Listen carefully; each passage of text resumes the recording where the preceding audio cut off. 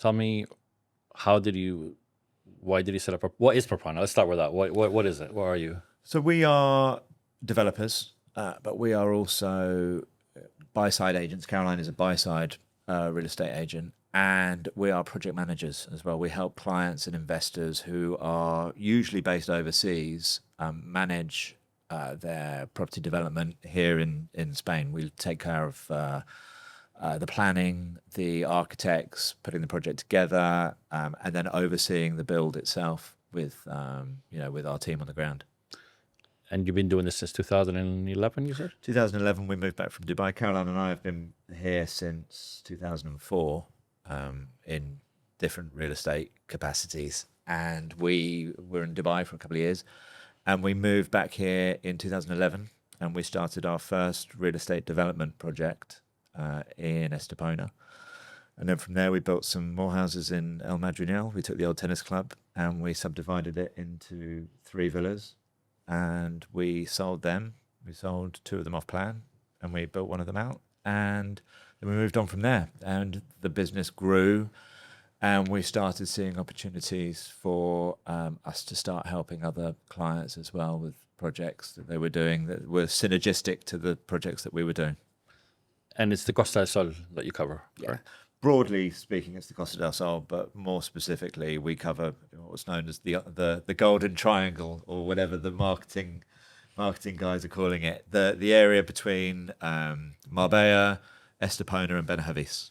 And historically, it's mostly villa projects that you're involved in. Is that correct? We do a little bit of both. We do a little bit of new build. We do some reform projects. We concentrate less on the area and more on the project specifically. If there's something that's a little bit quirky or a little bit different, that's generally where we tend to sit. We've done a number of villa projects, and we try and give each project that we do its own identity. So, like, we'll do, we try to avoid copy paste. Bespoke. Basically, everything that nothing that we do is the same. And also, we tend to buy projects that are those ones that are a little bit complicated, maybe in the market for a while. People don't see a solution, or they may be illegal, or they may, we find a way around making them legal and maybe thinking outside the box. That's what makes us a little bit different in that respect. So we are bespoke in a lot of ways. And we don't like building the same thing. We don't copy and paste. Do you get bored with that? Do you? Yeah, we get bored, and we're also a bit quirky, and we like to think, that every project has got its own identity, and I think it makes it more fun as well. The personalities, for example, every house has a personality. So, one of the things we did with one of the houses in El Madrinel, we decided we wanted to divide the house in half. So one half would be the social area, and one half would be the bedroom area. We decided we were going to build this 7-meter. You decided. I decided. We were going to build this 7-meter concrete wall to divide the 2 spaces. At the time, we didn't understand how complicated that really is to do, because you've got to support the weight of the concrete. So the first thing that went up was this concrete wall, and that divided the 2 spaces. But it was something that no one had done before. People, and even now when people are doing it, the sensible thing to do is just to build the wall and then clad concrete tiles or something that looks like concrete on the outside. But we wanted it to be authentic, and all of the bathrooms that we do, they've each got their own personality. You won't go into something. And he designed one house, I designed another, and then we designed the 3rd house together. So it was a bit of a competition. We were like, who can design? Which one's going to sell first? So on that, what you clearly don't do 100% the same job as each other within Propana, right? So how does the roles divided? Who does what? So I deal with the clients. So Luke is very much the one that deals with the, how should we say, the structure and the terms of when it comes to materials and builds. And he loves looking for new projects. I mean, he knows that he is like Google Maps. This guy can look at something and he's just like, yeah, that's called blah, blah, blah, blah. This is this. And I have no idea how he does it. To this day, he can tell you pretty much every development and every house on this coast. So he's great at that. His product knowledge is unbelievable. My product knowledge is there, but not quite as good as his. So I think we make a good team in as much as, Luke does the construction side, I deal with the clients, and together we do a combination of everything. We make decisions together. We study new development opportunities together, and we design together, and we think about materials together. But then I leave it to it when it comes to the project management. That's all on him. So I do the construction, whether that be for ourselves or for the clients, and then Caroline handles the sales. She will either, the best way to describe it is with the sales side, either she'll market our developments or she'll be searching for something specific for a client. You know, she doesn't take on new projects. She won't take on a listing, for example, and Market it. Yeah. and market it to everybody. She rifle shoots rather than shotgun shoots. You know, she's targeting specific properties for specific clients. Okay. And what would you say is the benefit for someone to use a family, more bespoke boutique developer versus some of the giants that we have here on the coast? Well, I What's think the it comes down difference? to attention. The client gets a lot more of our time, so we don't deal with too many clients at the same time. Also, it's same with developments. We won't take on too many developments. So, you know, we'll work on one development at a time. Luke will work on 1 to 2 projects max at the same time. Our clients have got our all of our time, so they can be speaking to us up to 8, 9, 10 o'clock at night, and starting from sometimes you might even get emails at 4 o'clock in the morning, which wake you up. But it's nice to be able to give them that attention. We've got clients from all over the world. We've got a client that we're working with in Malaysia at the moment, so you can imagine the time difference there. But one of the things that I think is beneficial for the clients is we work synergistically. So if we've got a project that we're working on, first of all, we'll only take on projects that we feel that we can add value to. Which is very important. If somebody comes to me and they say, I'd like you to build me a house with Greco-Roman pillars outside, I'm probably not your guy. Do you say no? Yeah, we do. We turn down a lot. We turn down most of the projects that come our way. It's got to be, first of all, we can't take on too much. It's important that the stuff that we do take on is the right fit for what we're doing. But also, we'll try and work with economies of scale. So, as for example, if we're buying, a type of material, if we're doing something for our own project, for example, if we're buying 500 meters of, Italian ceramic tile, and we're paying 50 euros a square meter for it, if we're buying 2,000 square meters, then we'll get preferential pricing. We can pass on some of those discounts to the clients. We can have discounts for ourselves as well. So long as we can make it work for everybody in an efficient and a fair way, that's one of the things that we try and do as well. What's your proudest project you've been involved with? What's yours? I love El Madrigal Residence. That was kind of, our first biggest project. However, Finca La Coja is my favorite because that was we didn't really know what we were getting ourselves into, to be honest. Explain what it So- was. So Finca La Coja was a 250-year-old, well, actually, I think it might be older, but we think it's around 250 years old. And it was it's basically a barn that was falling down. I mean, there was parts of Whereabouts? in Benavis. So there was parts of the property when we viewed it that we couldn't even stand on or get to because, they were falling down. And Luke wanted to buy this property for ages. I was like, no, too far out. There's no way. I'm not doing it. And this is ridiculous because we said that we weren't going to get ourselves into another massive project. So it ended up being really interesting because we had to kind of, you're better at describing this than I am because this is kind of your thing. We had to try and blend the old with the new. Yeah. So we got the guys that restored the cathedral, the Malaga Cathedral.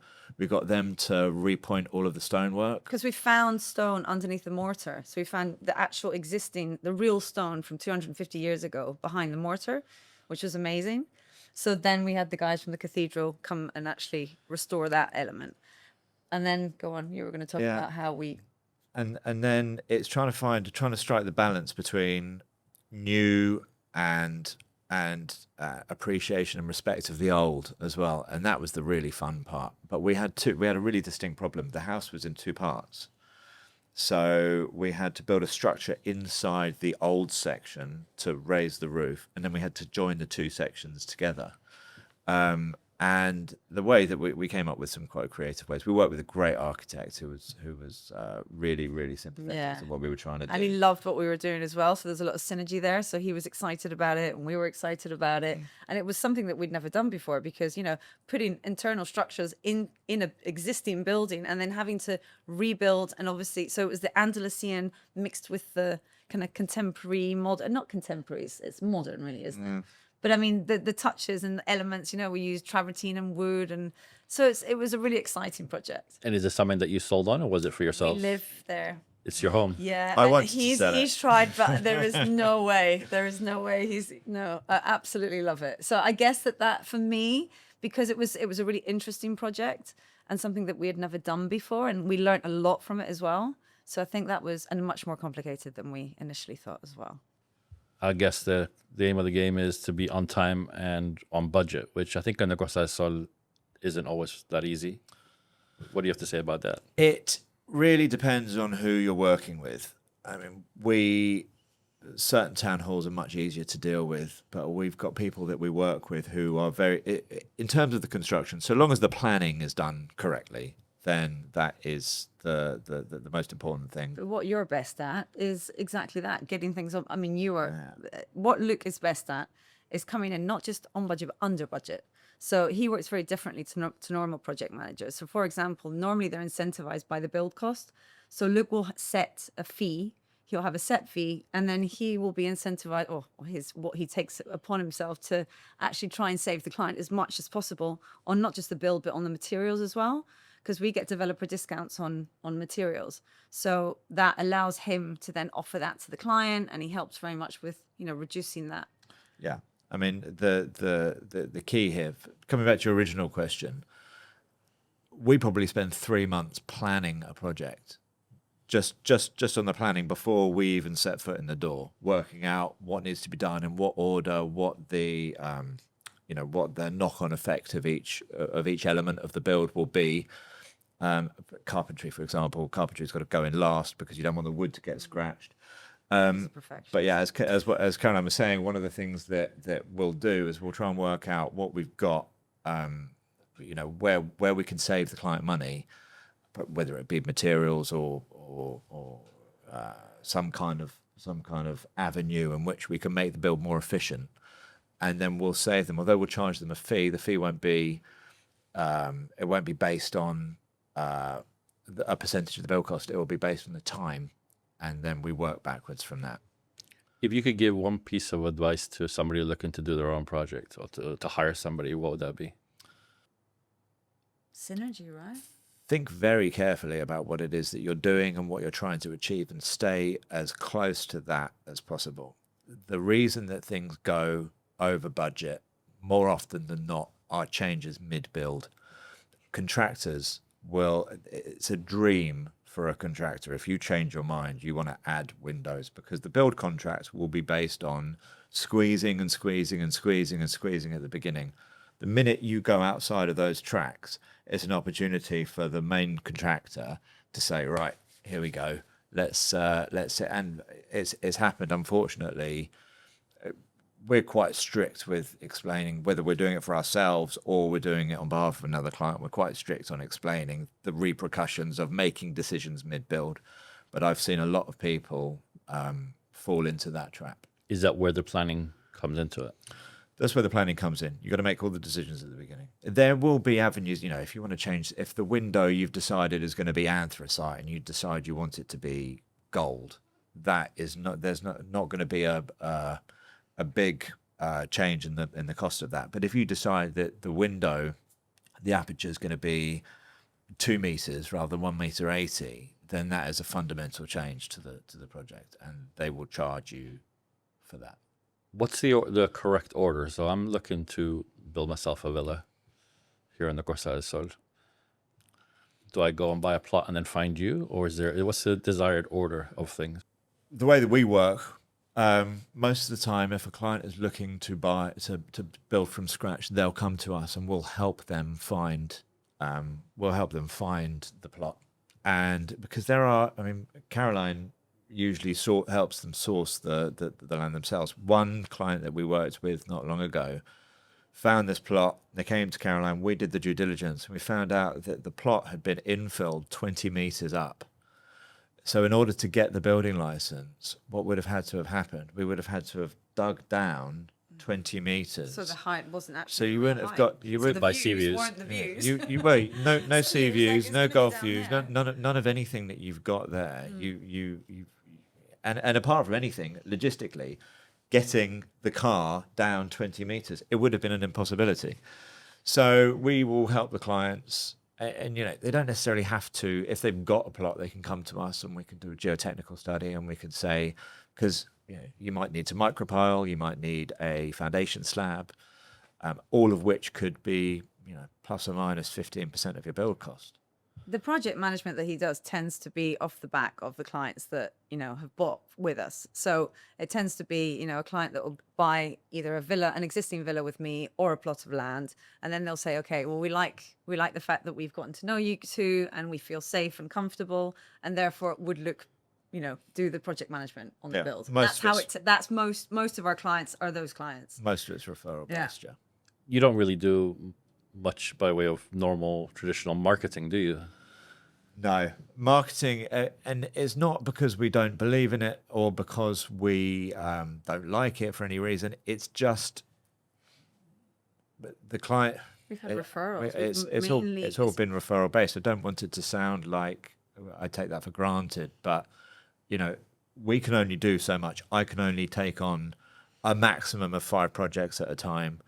Caroline can only work with, in the format that she works with, a certain number of clients at any given moment. And so we've never had to look, or we've never looked much further than that. It's worked out. Yeah, it's been great, really. Tell me about your buy-side service. I've never heard that term here in the course of this one. It's not common. So buy-side basically means that a client will contact me and they will say, right, I'm looking for something specific. I would like you to be my eyes and ears on the ground. I would like you to offer me properties that are not only on market, but off market as well. They tend to be clients that want a little bit of discretion, and they tend to be clients that will very much want me to do the DD before I present these properties to them. So they'll give me an idea of what they're looking for. Sometimes they don't know the areas very well. So they'll say, you know, can you please give me an idea of what areas I should invest in? Or, you know, both investment, even though most of the time they're holiday homes, they still obviously are investing their money. So we need to make sure that they invest in the right areas. So I carry out what I call like a soft DD on all the properties that I offer them before I offer them to them. And also we do market studies. So we will do studies on the price per square meter in the area, the comps, what the recent sales have been, so that the client can then see what, you know, whether the price is correct or not. Now, when you're buying for a client, it's in your interest to get them the best price. So you've got to make sure that you negotiate the best price for that client. They're paying me directly to offer them that service. So I've got to really, you know, I've got to make sure, like I said, I do the due diligence. I make sure that the price is correct for the area. If it's not, they're going to want me to obviously get them the best price. So it's a little bit different. I don't take any commission from the agents over here. I get paid by the client direct. So they sign a contract from day one, and I'm the person representing them. So the difference between that and what most of the agents on the coast do is that the agents on the coast have this baked in slight conflict of interest where the seller is the one doing the paying, even though their customer is the buyer. So what you do is just separating that. Is this, what's the difference between that and a buyer's agent? Or is it the same thing? So a buyer's agent, for example, my client could have seen a property and can even have registered with that agency. And they'll say, Caroline, I spoke to Sol Villa about this property and I'd like to buy it. So I'd like you to speak with them. So what they don't understand, or most agents don't understand at this point, is that they think, oh no, but they're registered with us. I said, it's okay because I'm being paid by the client. So they can register, or they can even find properties. Generally that doesn't happen like that, but they can, and I can still buy them for them because that agent doesn't need to pay me any commission. So you're not collaborating with the agent, you're basically representing the buyer. Absolutely. I'm representing the buyer. So at the end of the day, it can be any property, which is great because that opens up opportunities to the client. You know, it allows us to go for anything. And the commission, the traditional commission available to the agents per property can skew their energy into pushing one versus another. For you, it makes zero difference because no one's getting. I'm not incentivized to sell certain properties because of the commission. I'm incentivized to find my client the best property for them, which is what differentiates the buy side to the listing agent. The listing agent is incentivized to sell that property. And obviously, you know, a normal agent will go for the ones that are paying 4% or whatever, whereas I'm going out to look for what my client needs. And you get access to the bank properties. The banks generally don't tend to pay commissions. If there's a multi-agent split, for example, if, you know, they might, some of the agents sometimes might say, well, I'm not going to collaborate with you because, you know, there's 2 or 3 people in the chain. This doesn't. The really nice thing that I've noticed is that people will now call me and say, Caroline, I've got something coming up. I'm going to tell you first and tell you about it first. So I can already do the DD on it. I can have that in my back pocket. Nobody will know it's coming to market, but I will. That not only helps me with market studies, but it also allows me to already have stuff in my back pocket for my buy-side clients, which normal agents or developers won't tell people about because they see them as, you know, competition or, you know, whatever. They're saving the commission. But also they're all like, how can you please sell our you know, our property? So it doesn't work like that. But at the end of the day, if I've got that information and I've already got the DD done on it, then obviously I can put it in, you know, in my little black book as such, ready for my next client. And if it suits them, then of course, great. So of course they're happy to give me the inside info on stuff that's going to be coming to market. So it's great. I now know about a lot of stuff that's going to come to market that people don't know about. So for the agent, this is like a direct sale. Of course. And the agents obviously massive, and developers. Developers are massively incentivized by this because they don't have to pay me anything if I sell their development. So Tell me about what's the due diligence process that what is that? So what we do is we work with a lawyer and we ourselves independently cover the initial due diligence. So that would be something like making sure that the meters are legal, that the property hasn't got any, you know, huge debts or, you know, their infractions or anything like that. So what I call soft DD is that initial thing. So you can, you know, you get the nota simple, which is like the document that shows the meters, the registered meters of that property, whether it's been, if it's a new property, whether the, you know, it's been registered, because what they do is they will put under construction and then they have to, once they complete it, they have to actually register those meters, which a lot of the time doesn't happen on the new ones. So just things like that. That's the soft due diligence, which is the initial due diligence. If the client then decides to go ahead, obviously we continue that and make sure we go into a lot more depth. Is there any advantage to this service, the fact that you're part of Propana, the developer? I guess the advantage is the knowledge, because we kind of, you know, I've worked in real estate. We've worked as developers. We know elements that, you know, we know things that are important when you buy. We know areas. We've learned, you know, the things that when it comes to resale, if they do decide to resell in the future, what's important. So I think it all kind of blends into one. And I think that you know, the fact that we've done a bit of everything helps as well. We look at it as well through a lens of a developer. So, you know, also we may spot defects in the property. I mean, this has happened before. You know, whereas Caroline has been commissioned as a buying agent. She's come in. We've gone in. We've looked at the property, and we're looking at, you know, if this was us building it, what's missing? You know, one of the houses we went into, there was no air conditioning. There was no your splitter missing on the dehumidifier, whether the indoor pool was. These are all things that, you know, as a buyer, you typically just walk into a house and you think, okay, this is all good to go. As a developer, you're looking at things through a slightly different lens. I mean, the other thing that we do differently is surveys, which here in Spain is not very common. So most of my buy-side clients will want a survey. So, you know, even on the new properties, I mean, recently I bought a new, you know, a new build property for a client, and they still did a survey on it, and it still had elements that had to be, you know, nothing too serious, but it had little things that needed to be covered. So that obviously then meant that they had to have an amount of money sat with a lawyer just to make sure that that was covered. And, you know, you've got to cover all aspects. Now I understand, actually. Truthfully, I was thinking, isn't that the same thing as everybody else? I just look after okay, everybody does that, but it's the fact that you're not splitting a commission. So, but you're not. You are truly independent. You are, you know, and you can advise from a place of, you know, if I tell them the wrong thing, I've lost this client. You know, if you've lost the client, you'll find them something else, because you've got to find them the right property. And that's the important thing, is this longevity in the business and the clients. It's a big responsibility as well, because it's on you to make sure you find them the right property and you get it at the right price, and the client is happy. And that's why we do the market studies. We do the market studies. I take the original architect's plans, I break it down so I know how many meters are internal, how many are covered terrace, how many are uncovered terrace. And what we get to is this is the real price per square meter, not the price per square meter that Idealista tells you, not the price per square meter that the agent tells you. Or that the vendor has decided to sell for. This is the price per square meter that, and that have sold for. And that means that this property should be worth this, plus or minus 5%, plus or minus 10%, depending on what value you choose to give a sea view to or a southwest orientation to. So, the client knows that what they're buying is the right thing at the right price. Tell me about your Estepona project. Pied à Terre. So Pied à Terre is a brand new development that we're doing 100 meters from the beach in Estepona, just off Avenida de Andalucía. It's going to be 5 apartments, 1 and 2 bedroom apartments. We've just pre-launched.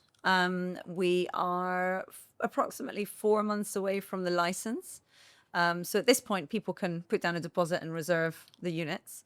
And our build estimate is going to be, we imagine the completion is going to be around September, October 2026. The really interesting thing about Pied à Terre is not only the location, but the apartments themselves are kind of like loft apartments in terms of, the height, the ceiling height. So they've currently 3 meters 20, which makes them feel much bigger than they are. And what we've done is each unit has got an entrance straight onto the street, so access straight onto the street, and you've got internal patios. So the location itself, like I said, you're 100 meters from the beach, you're in Estepona. It's now pedestrianized, a lot of that area. The beaches are fantastic. You've got great restaurants. And in the last few years, they've invested, 30 million euros in Estepona. So the area itself is a great area to invest in. And without going into specifics, the pricing is quite keen, isn't it? Yeah, so we've priced the units at 265,000 for a 1 bedroom, which is approximately 70 square meters in size, and the 2 beds start around 350,000 euros. Tell me about the build size. Tell me some specs about the. So we normally build villas, and this is the thing. We've had a lot of feedback here because Luke is a perfectionist, as am I, and we love high quality. So we've actually probably overspec'd the apartments, I guess you could say. You could talk more about the qualities than I can. Yeah, we like it to stand out. The biggest compliment I think we've probably had with projects that we've done in the past is that a lot of the stuff that we do is timeless. We're not trying to copy and paste or rinse and repeat. We're trying to do things that people will notice and will stand out in the future. So we want the quality to still be there in years to come. So people will say, why are you spending so much money on the finishes? And we'll say, well, we'd rather that someone saw that and said that's a really nice Propana development than someone go, oh, what have they done? So I think we're spending a little bit more money on the finishes, which reduces our profit margin slightly. However, we want the client to be really happy, and we want to see that in 5-10 years time and think it still looks amazing. This isn't your first project in Estepona, though, is it? No. Tell me about that. So we built 3 apartments, also very similar in as much as the ceiling height was also 3 meters 20, 3 meters 50, which allowed us to do 3 apartments. Again, very similar. So 60, 70, actually a little bit smaller, right? yeah, the 1 bedrooms. The 1 bedrooms was a little bit smaller. So we did studios. Again, nice finishes, details like buster and punch, which was very much your buster and punch switches and your, So we'll try and do anything that you touch will be a really, really high quality. So the light switches, for example, anything that the windows, the windows, the doors, the door handles, anything that is tactile. It's like when you buy a car and the first thing you touch is the door handle. Yeah. So it's all about the weight, how you feel. Luke has got a thing about, and as do I now because of him, that everything has to be in line. The tiles, that everything has to look. Which I think for people Symmetry from is Northern Europe would be a standard, but anybody that's been in Spain for a while knows that isn't always the case, is it? No, there are. You get some interesting. There are some great developers down here, and they build some really good stuff. And then there are some not so good developers. We would like, anybody can deliver something now that looks good. we would like what we're delivering now to look great in 10 years' time. And that's really the difference. That's what we're trying to do, to really make a difference. So why Estepona then? We believe that Estepona is probably one of the most up and coming areas at the moment. I say at the moment, in the last few years. If you compare it to Marbella and its kind of, neighboring towns, it's one of the most interesting places right now. I mean, like I said, not only because of the amount of investment that's gone in, but like you just mentioned earlier, they've come out of debt. They were 300 million in debt, you said, right? That's right. Yeah. And they're now, they've cleared it, which is incredible. Yeah. The mayor has gained a lot of popularity, hasn't he, for what he's done with the town generally. And, Yeah. and they've cleared the debt, not by scrimping. They've cleared the debt whilst investing heavily on a new paseo, Yeah. on the boulevard, on the road. Desalination, which is also really infrastructure. interesting. What kind of buyer is this project for? I believe this could be for both people looking for holiday homes, but also investors, because it suits both. And what sort of nationalities are buying? Do you see are buying in Estepona at the moment? Do you know? So we're having a combination of, a variety of clients. We've got everything from British to Moroccan to. We've trying to think about the most we've recent clients. had a lot of Czech clients recently. Yeah. We've had some Polish clients. We've got inquiries coming from Belgium, Oh, yeah, and France, Northern America. Europe, US. Right. US. We've got a lot of clients from at the moment. Tell me again a little bit more about the location of this project in relation to the old town and. So it's as the crow flies. It's 100 meters from the beach, and it is directly adjacent. The street next to it is the old town. So you walk across the road. You walk through a very nice little park, and you are right there in the So center. your old town and then the plaza. And what stage is the project at the moment? We're currently at pre-launch stage. So we have applied for the license. We believe the license will take approximately 4 to 5 months. And then we'll begin construction, and completion will be around September, October 2026. The really exciting thing about this project is land like this just doesn't exist anymore. So close to the beach, so close to the old town, and with the ability to build these loft apartments with the high ceilings. It's the other advantage, I suppose, is that the build time is only 10 to 12 months because you haven't It's got to shell do and all. core. That's why Yeah. I didn't explain that. So actually, the building itself. This is we bought the bottom part of an existing building, so it's currently shell and core, which means that we're not building from scratch. So the licensing doesn't take as long, and the build is obviously faster. And these are street level. Street level. Yeah. Okay. Which is really good from a rental point of view because it means that each property has its own access. It's got its own entry and exit from the street, so you don't have to go through the existing residential entrance. It's almost like little houses, little homes, independent homes next to each other. One of the things that we did with this, because it's street level and we wanted to have that access for the clients to go directly into their properties. But we've done a really interesting system whereby you've got wooden battens on the outside of the apartments. What this does is it lets the light in, but also gives you some privacy as well. So you can be sat on your terrace and you can be having a meal or a glass of wine or coffee in the morning. And you don't, but even though you are on the ground level, you got that privacy as well.